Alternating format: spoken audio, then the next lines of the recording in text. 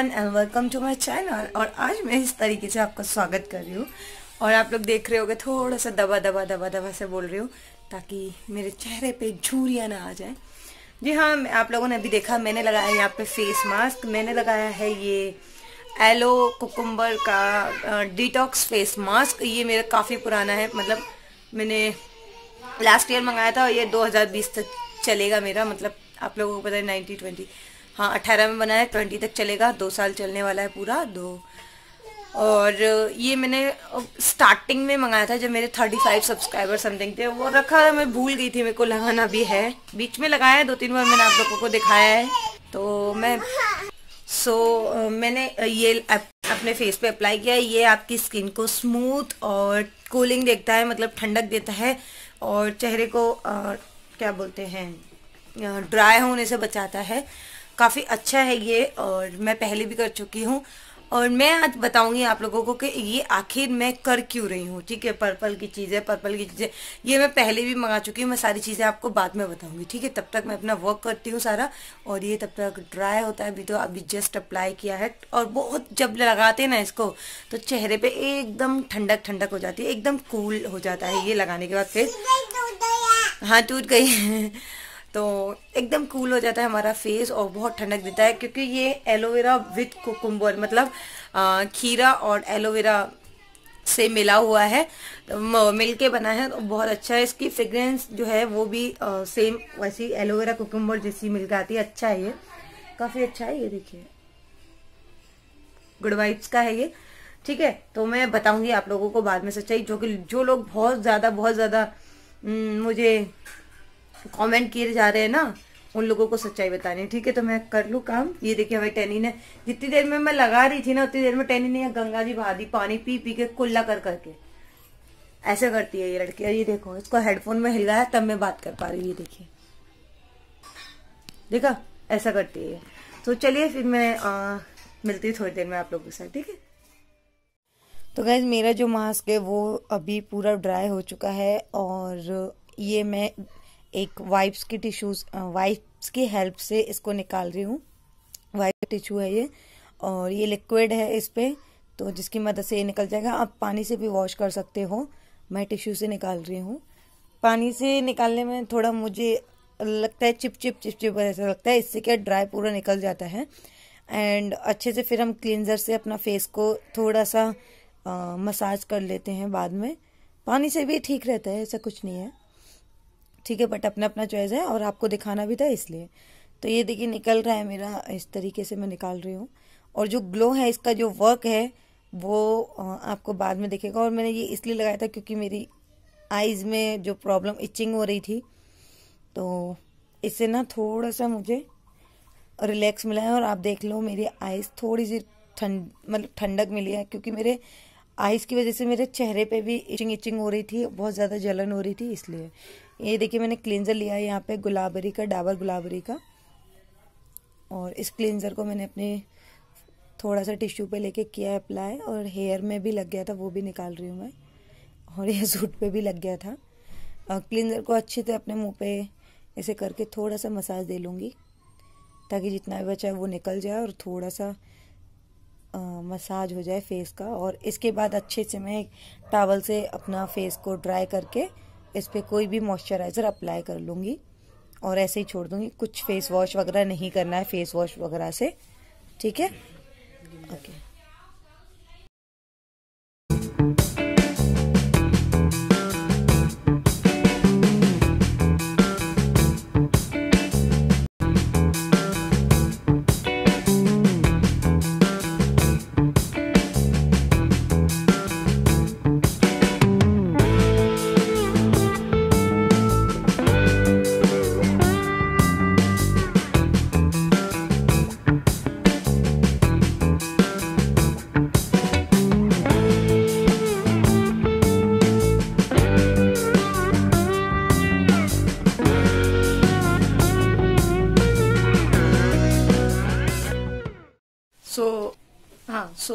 मैंने अपना खाना पीना जो है वो खा लिया है और यहाँ पे मैंने लगाया न्यूड लिपस्टिक एंड अपने आईब्रोज हल्की सी फिल की है और कुछ नहीं लगाया। जो मैंने जो फेस पैक लगाया था अपने फेस पे, उसको मैंने लिक्विड टिश्यू से, जैसे आप लोगों ने देखा मैंने बताया, सारा कुछ किया है, उसको अच्छे से क्लीन किया और फिर मॉइस्चराइजर क्रीम एक लगा के अपना फेस ऐसे छोड़ दिया। तो बिना काजल के आप लोग आंख देख सकते हो मेरी कैसी लग रही है।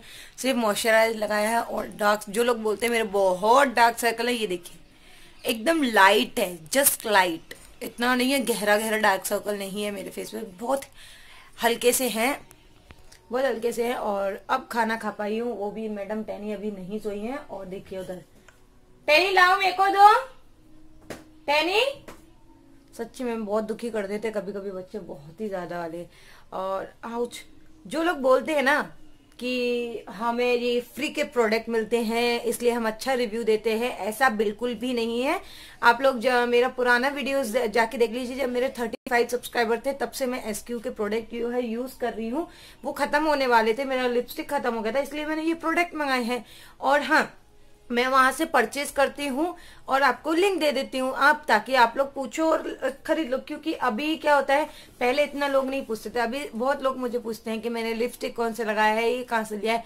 तो मैंने देखा बड़े बड़े यूट्यूबर्स जो है वो क्या करते हैं कि लिंक दे देते, तो मैंने भी लिंक दे दिया, जहां से लिया है तो वहां का लिंक दे दिया। तो इसमें मैंने क्या खराबी कर दी बताइए आप? मैंने कुछ खराब तो नहीं किया है ना। ले लो ले लो ले लो, तो मेरा दूसरा वाला लेके आओ। कहाँ है? वहां से लेके आओ।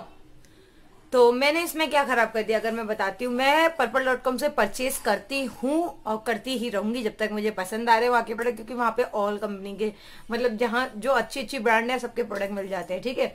तो जो लोग बोलते हैं फ्री का फ्री का फ्री का, ऐसा कुछ भी नहीं है। मैं लास्ट क्लियर करती हूँ, और जिसको अब जो बोलना है वो बोलता रहे कि फ्री का मिल रहा है, ठीक है भैया हमें फ्री का मिल रहा है। और कुछ क्या होता है कि हम ज्यादा जब प्रोडक्ट खरीदते हैं ना तो हमें ऑफर में मिल जाता है, और मुझे जब ऑफर में मिल रहा है तो मैं आप लोगों को बता देती हूँ, सजेस्ट कर देती हूँ कि भैया ऑफर में मिल रहा है ये ले लो, ऑफर में मिल रहा है वो ले लो। तो इसमें मैं क्या गलत कर देती हूँ बताइए? हेल्प हो जाता है ना जो लोग लेने वाले हैं। क्या? हाँ लेंगे, अभी लेंगे। तो जो लोग जैसे मान लो ब्यूटी चैनल, जो मुझे देख के कोई चैनल स्टार्ट करना चाह रहा है, या किसी ने ब्यूटी चैनल स्टार्ट किया, तो वो प्रोडक्ट लेने में उसको आसानी हो जाती है ना, उसका फायदा हो जाएगा। अगर वो लेगा, ऑफर लगा मैंने बता दिया, तो उसको ऑफर में मतलब मिल जाएंगे प्रोडक्ट जो है, तो उसके लिए आसानी होगी। क्योंकि ब्यूटी के लिए तो कुछ ना कुछ तो मेकअप चाहिए चाहिए ना। क्या बोल रही हो? चेयर नहीं निकालना है आपको, सोना है। नौटंकी मत करो ज्यादा बेटा, बहुत नौटंकी चल रही है आजकल तुम्हारी। नहीं मैं नहीं दूंगी आपको, गुस्सा नहीं करो। सो गाइस मैं यही बताने वाली थी कि फ्री का नहीं है। हाँ कुछ एक आध दो प्रोडक्ट जो होता है वो लोग अभी जान गए हैं, तो हो सकता है वो आगे भेजने लग जाए, आगे हमें दे दे थोड़ा सा। और वो इसलिए देते हैं ताकि हम उनका दिखाएं प्रोडक्ट और लोगों को पसंद आए। लेकिन अभी तक मुझे नहीं दी है, और मे भी हो सकता है वो आगे दे दे। तो आगे देते हैं तो वो पैसा नहीं देते हैं हमें वीडियो करने के, हम पैसा दे दें वो हमें कि हम उनका वीडियो कर दें, ये पैसा नहीं देते। जस्ट वो जो भी मैंने इंक्वायरी किया है वो क्या करते हैं, बस प्रोडक्ट सेंड कर देते हैं। कुछ आपको खरीदने पड़ते हैं, कुछ वो सेंड करते हैं, ये होता है वहाँ पे। मतलब जैसे मान लीजिए कि 1000 का अगर मैंने खरीदा है सामान, हाँ वो उसको चाहिए, और जब तक दे नहीं दूंगी तब तक उसका यही ड्रामा रहेगा। जब तक मैंने 1000 का खरीदा तो उसमें से मुझे 500 समथिंग वो कुछ प्रोडक्ट मुझे सेंड कर देंगे, जिससे वो उसमें से एक आध दो प्रोडक्ट आता है, बस ये होता है। जैसे मैंने 4 शेड कंसीलर के लिए तो उसमें 2 ऐड कर देंगे, इस तरीके से होता है, ठीक है। फ्री नहीं बेचते हैं। आओ आओ, क्या हो गया आपको? सारे लोग बोल रहे हैं क्या हो गया, टैनी को क्यों रो रही है? टैनी की थोड़ी सी तबीयत डिस्टर्ब है, थोड़ी सी। चलिए गाइस मैं इसको सुला देती हूँ, और वीडियो कंटिन्यू देखना, जो टाइटल दिया उसके बारे में बताने वाली हूँ, ठीक है। सो कंटिन्यू वॉच करना, कंटिन्यू, ठीक है। बाय। ओके गाइस, हो फाइनली मैंने टैनी को दिया है यहाँ पे सुला, क्योंकि बहुत ज्यादा दिक्कतों से सोई थी। और अभी पता नहीं मुझे क्या हुआ कि मैं फोन चलाते चलाते मुझे भी नींद आने लगी। मैंने कहा अगर मैं सो गई तो हो गया मेरा काम, हो गई मेरी वीडियो। क्योंकि क्या होता है, टैनी को सुलाने के बाद ही मैं सारे काम जो है वो कर पाती हूँ ठीक से। जब मैं फ्री रहती हूँ तो टैनी बिजी रहती है, और जब मैं बिजी रहती हूँ तो टैनी बिल्कुल फ्री रहती है मेरे काम बिगाड़ने के लिए। सो अब फिर से लोगों के कमेंट्स ना आने लगे कि फेक डाला है, व्यूज के लिए डाला है ये, एंड ब्ला ब्ला ब्ला। तो उससे पहले मैं क्लियर कर देती हूँ कि जी हाँ, यहाँ पे मैं शेयर करने वाली हूँ अपनी प्रेगनेंसी स्टोरी, जो हाइड हाईली रिक्वेस्टेड है। यस, मुझे बहुत लोगों ने रिक्वेस्ट किया था कि दी अपनी प्रेगनेंसी स्टोरी जो है वो शेयर कीजिए।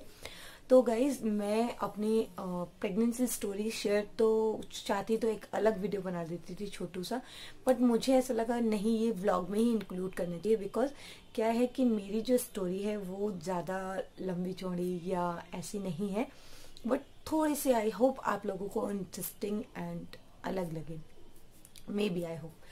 तो गाइज हमारी शादी हुई थी 2016 में। तो जब हमारी शादी हुई थी तो हाँ क्या बोलते हैं, जब हमारी शादी हुई थी तो हमने मतलब डिसाइड किया था कि हम इतनी जल्दी बेबी नहीं लेंगे, क्योंकि क्या हुआ था कि मतलब घूमना फिरना ये सारी चीज़ें हम लोगों को करनी थी। तो मैंने सोचा नहीं, हम ऐसा नहीं, हम इतनी जल्दी बेबी नहीं करेंगे। तो मेरी एक फ्रेंड है रेनू, जिसका शादी उसकी लास्ट 2015 में नवंबर में शादी हुई थी, और मेरी 2016 में स्टार्टिंग में शादी हुई थी। ठीक है, जैसे कि आप लोगों को पता ही है। तो उसकी शादी दिसंबर में। तो जब मैंने कुछ टाइम बाद उसको फ़ोन किया तो ऑलमोस्ट जून या जुलाई में मैंने उसको फ़ोन किया था। तो उसने मुझे बोला आई एम प्रेग्नेंट एंड ये वो। तो मेरे मन में ना थोड़ी सी फीलिंग जगी कि मुझे भी बेबी करना चाहिए, मुझे भी बेबी चाहिए। तो मैं इनके पीछे पड़ गई, नहीं मुझे बेबी चाहिए, मुझे बेबी चाहिए, मुझे बेबी चाहिए। फिर मैंने बोला कि फिर इन्होंने मुझे समझाया कि सोच लो, अगर तुम अभी बेबी अगर हो गया तो फिर तुम पूरा कैद हो जाओगी, कुछ नहीं होगा, घूमना फिरना कुछ नहीं। फिर मैंने बोला बात तो ठीक कह रहे हैं, क्योंकि क्या होता है ना शादी के बाद, अब इस चीज को गलत वे में मत ले जाना कि बच्चा नहीं किया तो घूमने फिरने के पीछे नहीं किया, ये वो ऐसा नहीं है। शादी के बाद हर लड़की की एक ख्वाहिश होती है कि हम घूमें फिरें, लेकिन बेबी को लेके हर जगह पॉसिबल नहीं होता, हर चीज़ पॉसिबल नहीं होती, क्योंकि बेबी को भी देखना पड़ता है। अभी हम मैं टैनी को लेके, अभी मैं जा सकती हूँ टैनी को लेके, लेकिन तुरंत तो नहीं जा सकते ना, थोड़ा सा टाइम चाहिए, और हम प्रिपेयर भी नहीं होते एकदम से बेबी के लिए। तो मेंटली एंड सारी चीज़ों से हमें प्रिपेयर होना पड़ता है। तो गाइज क्या हुआ था कि टैनी कह रही हूँ टैनी तो अभी आई है। तो क्या हुआ था कि फिर मैं अपने मम्मी के पास चली गई थी। तो देन वहाँ से आने के बाद हाँ नहीं, मार्च में, हाँ उससे पहले क्या हुआ था मैं बताती हूँ कि जब जुलाई में तो मैंने उसको फ़ोन किया था, उससे पहले क्या हुआ था कि मार्च में पड़ती है होली, सबको ही पता है। तो होली के टाइम पे हम जो हमारे घर में, जैसे ये पिक्चर मैंने आपको दिखाई थी, वो मेरी फर्स्ट पिक्चर थी। होली पे जो नई दुल्हन होती है वो घर में नहीं रहती है, वो कहीं भी या तो अपने मायके जाती है या बाहर जाती है। तो हम गए थे अपने, हनीमून भी हो गया था, वो भी हो गया था, जो भी था। तो क्या होता है, एक पिल्स आती है और जो हमारा पीरियड टाइम होता है उसको आगे बढ़ाने के। तो हम पानी की जगह पे गए थे, उस टाइम पे ये पीरियड्स आ जाना बहुत प्रॉब्लम हो जाता है, अच्छा नहीं लगता कि गए हैं और ये हो जाए। तो एक रजिस्ट्रॉन गोली करके आती है, तो वो खा लेते हैं हम लोग, जैसे हमारी पूजा हो रही है या हमारा कुछ भी मंदिर का काम है और नहीं होना है, मतलब आने वाला है हमारा डेट, तो वो थोड़ा उस गोली को, पिल्स को खा के थोड़ा आगे हो जाता है। लेकिन क्या हुआ, जब वो मैंने उस टाइम पे खा लिया था, ठीक है। फिर जुलाई में फ़ोन किया, फिर जब वो मैं वहाँ से आ गई मायके से, जो अगस्त समथिंग में आई थी मैं, अगस्त में समथिंग, नहीं जुलाई में मैं आई थी, तभी मैंने उसको फ़ोन किया था, ठीक है। तो जब मैं आई, हाँ मैंने मायके से आने के बाद उसको फ़ोन किया था, जब उसने बोला बेबी मैं प्रेग्नेंट हूँ, उसके बाद बोला था उसने, तो इतना याद नहीं रहता, भूल जाते हैं, सॉरी। तो उसके बाद क्या हुआ कि जब वो मेरा जब पीरियड आया, तो मतलब आया पीरियड, लेकिन 1.5 महीने के बाद आया। तो मैंने चेक किया तो आई एम प्रेग्नेंट। तो आई एम वेरी हैप्पी कि आई वॉज प्रेग्नेंट। बट 2 दिन जब हुए मेरा मिसकैरेज हो गया, तो मेरा फर्स्ट मिसकैरेज हो गया था। फिर मैं थोड़ी सी डिस्टर्ब हो गई थी, क्योंकि फर्स्ट मिसकैरेज था और मैं बहुत रोई थी, बहुत रियली बहुत रोई थी, बता नहीं सकती मैं। देन उसके बाद क्या हुआ कि हम लोगों ने सोचा फाइनली हम बेबी कर लेते हैं, क्योंकि अभी मिसकैरेज हो रहा है और कहीं ऐसा ना हो हम 2 साल बाद ट्राई करें और बेबी ना हो। फिर हमने ट्राई किया, लेकिन क्या होता था मेरे साथ कि हर मंथ मेरे 1 वीक 2 वीक होता था और मिसकैरेज हर मंथ यही चल रहा था मेरे साथ। ठीक है, मतलब हर मंथ मेरा जो पीरियड था वो 2 वीक 1 वीक ऊपर हो जाता था और मिसकैरेज ऊपर हो मिसकैरेज। फिर जहाँ पे सानू हुआ था, हॉस्पिटल है यहाँ पे जहाँ सानू हुआ था, उस डॉक्टर को हमने दिखाया। वो डॉक्टर ने पता नहीं क्या आड़म ताड़म क्या क्या सारे टेस्ट लिख दिए, ये वो मेरा टेस्ट इनका टेस्ट सारे टेस्ट लिख दिए और मेरे कुछ समझ नहीं आया। देन सारे टेस्ट कराने के बाद मुझे बड़ा अच्छा नहीं लगा।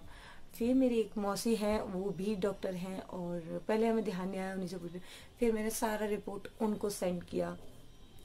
देन उससे पहले मैं एक और डॉक्टर को दिखा के आई थी जिसने मेरी डिलीवरी करी है, गौतम मंडल, डॉक्टर गौतम मंडल हैं, वो यहीं के हैं।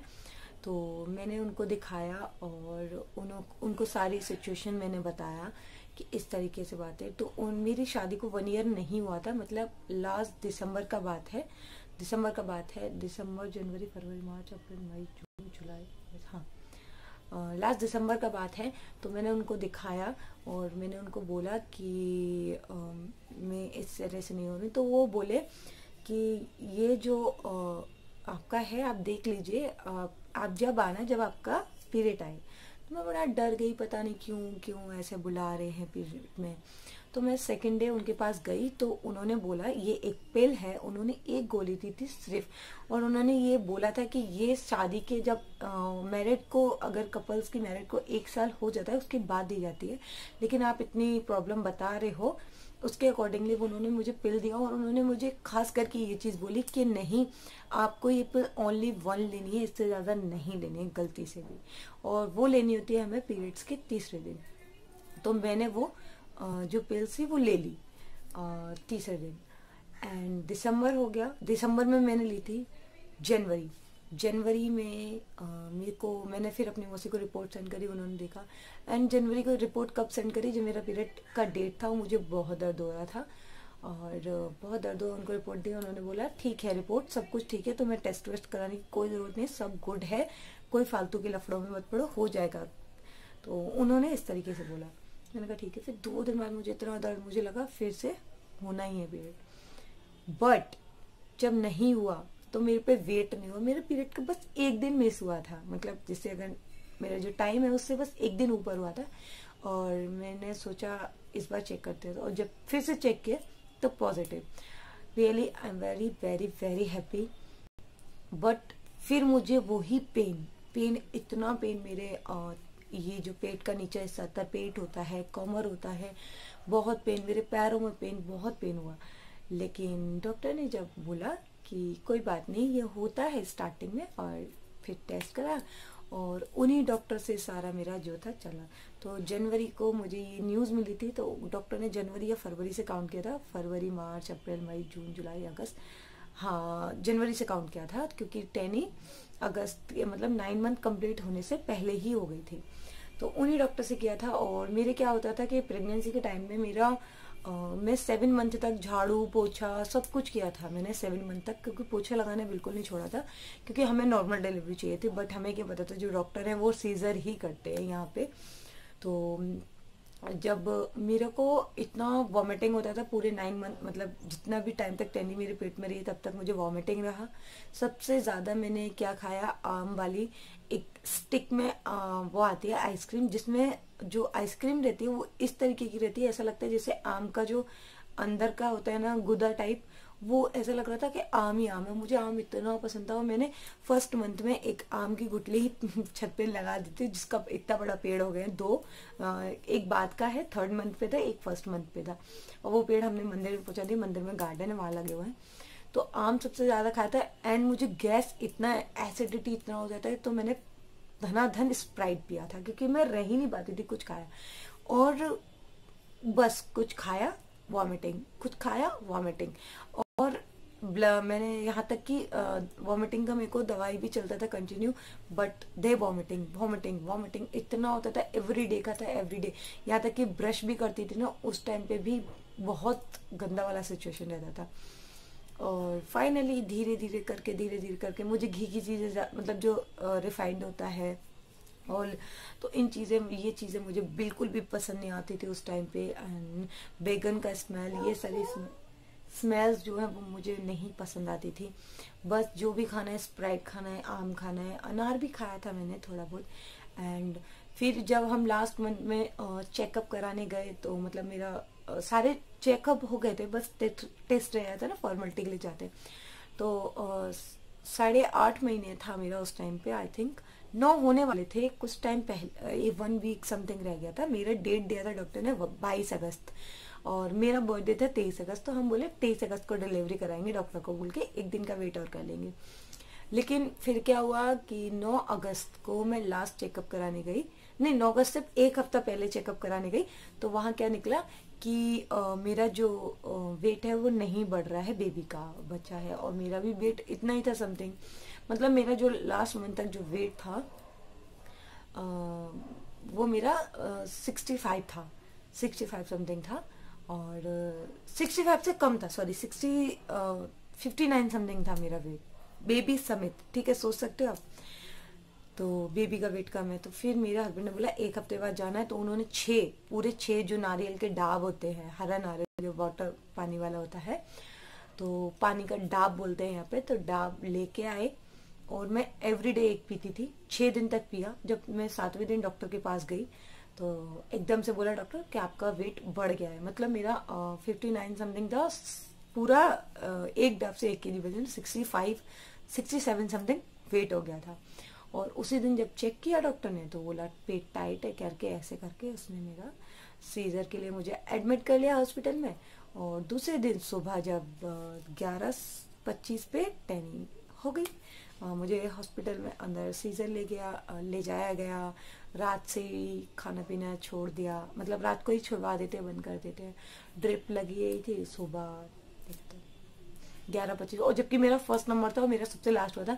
मेरे साथ में हुई थी 2 लड़की हुई थी, टैनी और एक और की थी, और बाकी के 4 या 5 लड़के हुए थे। मेरे टाइम में सिर्फ टैनी हुई थी।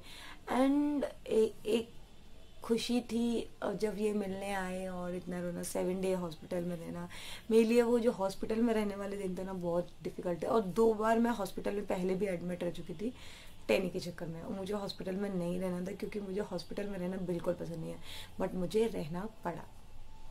तो यही थी मेरी एक स्टोरी, और मैं चाहती तो अलग ब्लॉग करती, लेकिन मैंने इसी में इंक्लूड कर दिया है। सो आई होप आप लोगों को पसंद आया होगा। मैं कुछ नाम है वो ले देती हूँ, 2-3 नाम है वो ले देती हूँ, और इस ब्लॉग को यहीं एंड करते हैं, ठीक है। तो आज जो अभी मैंने जस्ट वीडियो डाला है अपना 2 बजे, तो 2 ही रिक्वेस्ट आई हैं अभी तक। उसके बाद अगर आती तो मैं वो नेक्स्ट ब्लॉग में एड कर दूंगी, तो उसके लिए सॉरी, क्योंकि ब्लॉग बहुत लंबा हो जाएगा फिर।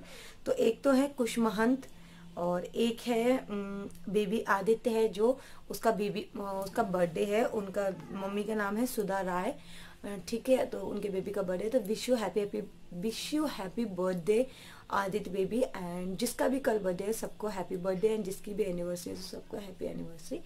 And thank you for watching me guys. ये है मेरी प्रेगनेंसी स्टोरी, एंड ये कोई व्यूज पाने के लिए नहीं है, जस्ट एक हाईली रिक्वेस्टेड वीडियो था, वो मैंने पूरा किया है।